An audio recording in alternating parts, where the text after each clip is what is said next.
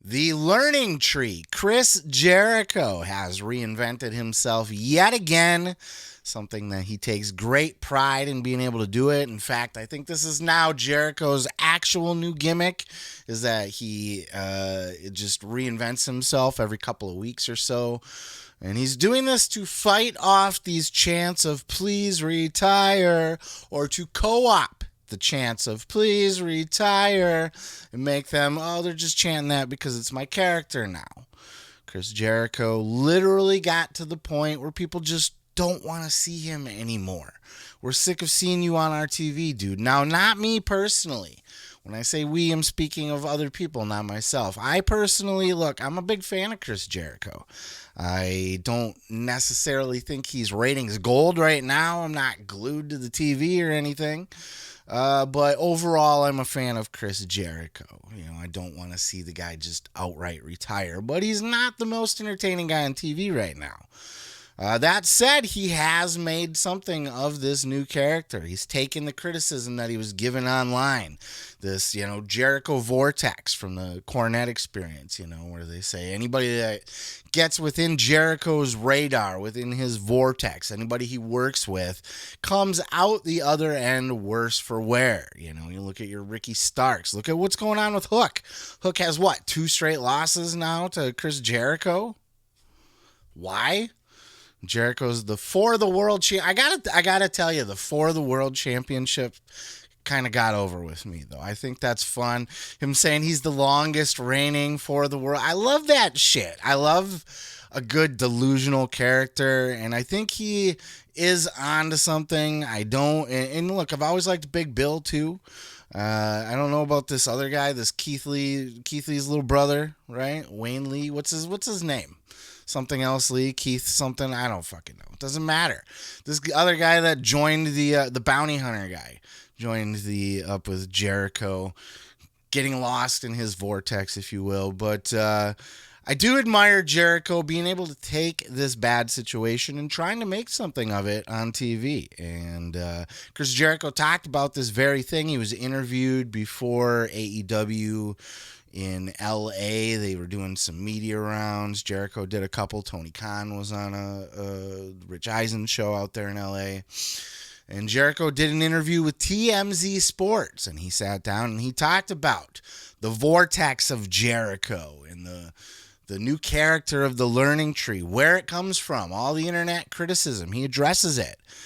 And he explains how he is, in fact, a real-life learning tree behind the scenes. Check out this clip. I was the biggest name on the roster from a nationwide basis. Yeah. But I knew I only had maybe 3 months tops of that. We have to build as many people as we can. So right. We built Orange Cassidy and Matt Jackson, Nick Jackson. Moxley was not as big of a star then as he is now. Right. Kenny Omega, one of the best wrestlers in the world that maybe a lot of people weren't familiar with in North America. Hangman Page, Darby Allin. These are guys that I had worked with right as we came out of the gate. And even now with the Learning Tree, with Big Bill, the Redwood, and you want to work with these younger guys. MJF, I did a whole year program with him that really helped him get to the next level. Yeah.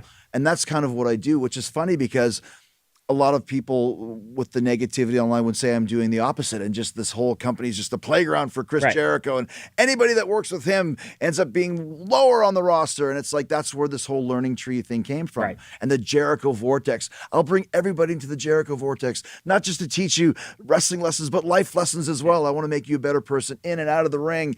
And then you kind of build upon that, read the room, lean into the hate. Yeah. But I know what I bring to the table in AEW and how much time I've spent with all of the roster, with the girls and the guys, and just giving advice. Like you said, this is not an easy business to navigate. There's no other business like pro wrestling. And, with 33 years of experience, there isn't a situation I haven't been in. So you want to help with that, help guys grow. But I learned from those guys too. So I'm not there with Jericho personally. I'm not one of those people that were wishing for him to retire. I like Chris Jericho. I admire Chris Jericho as an entrepreneur, You know, he's the guy that is an active rock star, a legitimate, real-life rock star. On its own merits, by the way, not just it started because he was Chris Jericho and had a band, so wrestling fans would listen. Now he is his own rock star. He's legit doing the tours and everything. He's a star. You know, he's got acting gigs. He's got the podcast. He is a true the cruise. I admire all these things about Chris Jericho. And I think there's something to say just because he's been around so long. I think people tend to get sick of people that are around for so many years and never really go away. Jericho's never really gone away. We haven't had any actual real life time without Chris Jericho. His entire career, he's very rarely ever hurt. You know, can you remember any large period of time Chris Jericho spent out on the shelf on injury reserve? No, it doesn't happen. And to try to keep up with that, he keeps trying to reinvent himself, you know. And AEW's had its series of hits and misses. I thought Le Champion was pretty cool. I'm not so much for the Painmaker. I think he's a little delusional with the Painmaker thing. I also think he's a little delusional with all of his characters, too. You know, he almost talks about them in third person sometimes. You know, these are all these characters that he invents, and he thinks that they all exist. You know, sometimes I can bust out Corleone de Leon. It doesn't matter how you pronounce it. The Mexican version of Chris Jericho, the luchador. When he first started out with the streamers, colorful streamers on his jacket. I think he goes a little bit too far, and he goes a little bit too far, I'm going to bust out Corazon de Leon for a fucking match. Why? It's stupid. His music sucks right now, too. But I do admire the ability to reinvent yourself and to roll with the punches, and I think the learning tree is a good one because he very quickly and astutely picked up on the fact that the fans were done with him. When you get please retire chants, and I don't care what anybody says, there's a few people out there that were, oh, it's great heat, you know. No, that is not great heat. That's not heat. Heat is boo, you suck, boo. It's not, get the fuck out of our ring and never come back, ever, ever, ever. That's not heat. That's fuck off. Go to fuck off land. And that's what they wanted Jericho to do. And he still gets those chants. But him being able to turn that into being a delusional character that, you know, everybody I bring in, I make them better and stuff like that. And, you know, we've been the champion, the longest reigning for the world. It's fun. It's fun what he does. And I do agree with Jericho being a learning tree backstage. And a lot of people scoff at that too. Especially if you listen to Cornette, they laugh at you. Oh, don't listen to Jericho. He'll ruin your career. Well, I don't know. The guy has been around for 30 some years, worked for WWF under Vince in the Attitude Era before it went corporate. Right, which was a completely different product than the corporate structure of the publicly traded entity of WWE, which Jericho also worked for, WCW, CMLL, New Japan, ECW. He's literally been everywhere. I've been everywhere, man. He's wrestled everybody. He's worked for everybody, worked under everybody, learned from the best, worked with the best. He beat Stone Cold and The Rock in the same night to win the Undisputed title. Plus all the stuff, you know, the music career, the acting gigs, like absolutely people should be sitting under the learning tree of Chris Jericho. Working with him is a different thing. Working with him on camera, I don't think he has benefited many people. Look at the whole fucking botched thing he tried to do with Action Andretti. Oh, I'd make any. That was him being egotistical. I can make anybody a star. Ooh, look at Action Andretti. He's a sexy looking guy, and he can do flippy floppies. Let's make him an instant star by beating Chris Jericho. He could have did that with like Hook. He could have did that with like anybody else, but like this random ass nobody who you haven't heard or seen from since. What's he done? What's he done lately? Part of that maybe just because he's, you know, on a overinflated roster that can't find anywhere to get himself booked, but what's he done to stand out? What's he done with his time? What's he doing online? See, that's another thing these people don't think, oh, Tony doesn't use me on TV. Okay, well, He did, so people know who you are. You got a Twitter, right? YouTube, Instagram, go online. Fucking make a TikTok dance or something, right? You see fucking Nia Jax, she's got a TikTok dance. You go make a TikTok dance. Get yourself over. Matt Cardona set the example 10 years ago, literally getting himself over the fence. People don't do it. So there is some accountability there with them. It's not all on the booking, but Jericho doesn't have, back to Jericho here, doesn't have the best track record of the people that he works with turning out okay. Ricky Starks was lost under his, in his feud with Jericho. Hook right now is struggling, man.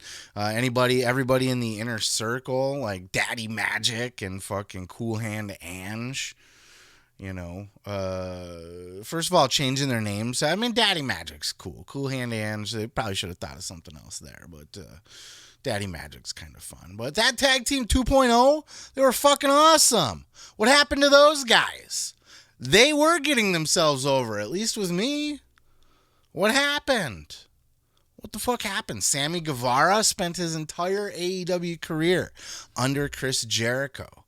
Literally under Chris Jericho, from the inner circle to the fucking appreciation society and all of that. I think that I conflated the two when I said that Parker and Daddy Magic were in the inner circle. They were in the Jericho Appreciation Society. Same with Swagger. Swagger's gone now. Jake Hager, he's out of there. What did he benefit from being under Chris Jericho's shadow? So what's the problem here? Is Jericho just too big of a shadow to cast that nobody's going to really be able to get out from under it? Are they just being used improperly? Or do they just suck? Sammy Guevara does great flippy floppies. He's a smug prick that you love to hate. He can get sympathy as a babyface. So what's been the problem with Sammy Guevara? He's not much of a pillar right now, is he? Always getting himself into trouble. Action Andretti was a flop. Proud and Powerful. Those fucking guys split up, went the other way, and now neither one of them. They were a great tag team. They were arguably the best tag team in AEW to never get a tag team title run. They should have. I mean, maybe it was because of the behind-the-scenes beef between the two. But they fell apart after being sucked into Jericho's vortex. So there's definitely something to be said for that. I don't think you can argue that the Jericho doesn't, the vortex of Jericho doesn't hurt people in the long run. It hasn't made anybody. Name somebody. Am I forgetting somebody that was made by being in the vortex of Chris Jericho? MJF was lucky to get out of being in a year with Jericho. Now on the flip side, I did say earlier, Jericho's been around everywhere for a long time, done a lot of things. He is absolutely a guy that I would seek out immediately and go pick his brain backstage. Working with him on camera, that's a tough one because a lot of these young guys, it's a dream to work with Jericho. And what are you going to do? Say no if Jericho wants to work with you? At the same time, and you're not going to argue with Jericho about the booking of it, right? Like when he's pitching Hook. Okay, so I'm going to beat you for your title. Then I'm going to beat you in a rematch too. And we're just going to keep doing this for the world thing because that's fun. Well, don't worry. It'll work out for you in the end probably, I'm sure. What's Hook going to say? No, that doesn't work for me, brother. He's got to say, yes, sir, may I have another? He's a young boy still. Jericho's a veteran. So that's a tough situation for the younger people. He handpicks these no-names and younger people to be in his group, like a Daddy Magic and Cool Hand Ange. Like, what are they going to say? No, I don't want. Funny enough, what's his name? I forgot. What's his name? The Daniel Garcia. Jesus Christ. Daniel Garcia got sucked into the vortex of Jericho, and he did not want anything to do with it. He wanted to be Blackpool Combat Club, which is also a stupid faction, by the way. But it's buried Bryan Danielson and Claudio. Where's Claudio been? That's a whole nother sidebar. He wanted to be Blackpool. He didn't see himself in it, but then he's like, oh, but I could learn how to be a more of a character. But now you're just a goof. Daniel Garcia is one of the most legit wrestlers on that roster. I loved me some Daniel Garcia. He's still going to be on my short list for people to watch out for in the future. Daniel Garcia is a wrestling machine. He's a fucking animal out there. He tears people apart. He can wrestle like a motherfucker. Problem is, he's a little bit stale. So the idea was maybe he could learn a little charisma, get a little bit of that Riz rub off of Chris Jericho, but it didn't work. Now he's just a dancing fucking fool, and he just, he's came out worse for wear from being sucked into the Jericho vortex.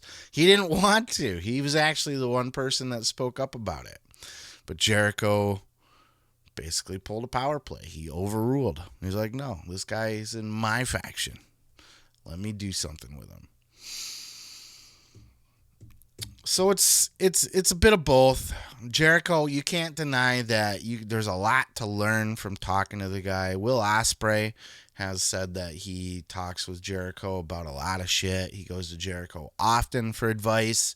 He's worked with Jericho. He came out all right from it. Had his match at Wembley with Chris Jericho. Did fine. Could he survive a whole program or anything? I don't know. He gets advice from Jericho. I would take a lot of advice from Jericho. He's a wise person. He's been around. There's a lot to learn there, but absolutely I think there's a track record that you can clearly point to that working with Jericho on TV has not really benefited many people that have done it, and that's a problem. But what do you guys think about the learning tree Chris Jericho? Are you guys one of those people in the crowd, or in the crowd in spirit, sitting on your couch at home chanting please retire for Chris Jericho? If you had enough of him, do you want to see him off of your TV and gone forever? Or do you just like the learning tree gimmick now? Is it starting to grow on you? Are you getting sucked into the Jericho vortex? Somewhere in between. Let me know your thoughts down in the comments below. I'm going to go ahead and move on to the next. Oh, yeah. Let me tell you something, brother. Thanks for watching the video. Check out more great clips by hitting that subscribe button, dude. And while you're there, don't forget to like, don't forget to subscribe, and don't forget to say your prayers and eat your vitamins, brother.